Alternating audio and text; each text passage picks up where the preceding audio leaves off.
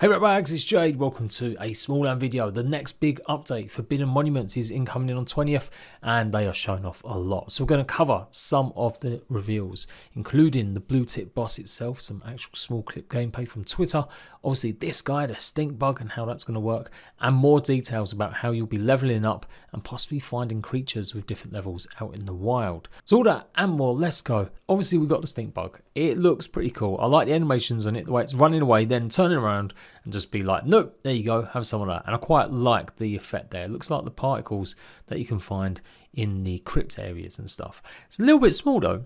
I swear they're meant to be larger, comparatively to other bugs as well. Like the scale seems a bit off. Maybe I'm wrong. Maybe Grounded have got it wrong. That is my reference, I ain't going to lie. In Grounded, the stink bugs are quite a bit larger.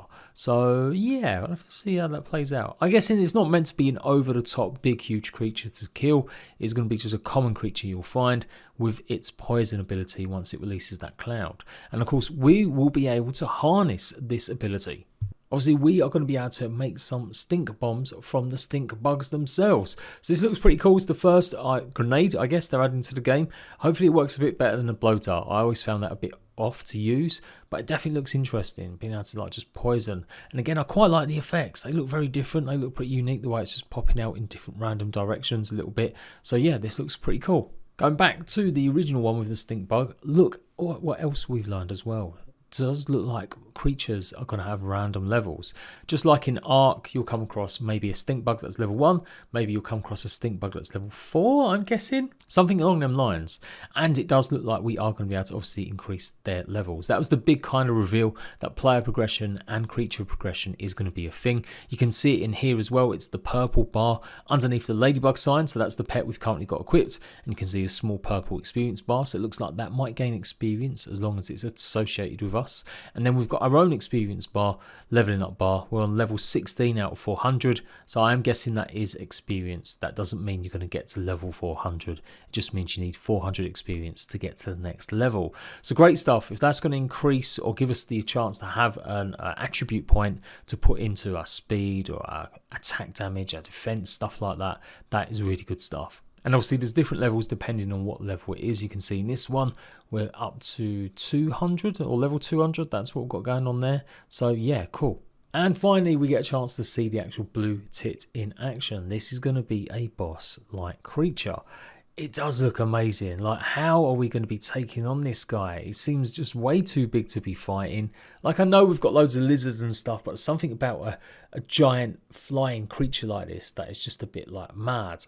So yeah, he's going to be boss. I think the general idea will be that we'll have to go up there to maybe get some eggs or certain resources. Although I can't see any eggs in that particular nest, but we do get a great look at part of the Forbidden Monuments, basically a playground. So you can see there we've got some seesaws, some sort of tree, and maybe it's just some rock formations, but maybe a slide in the background on the top right.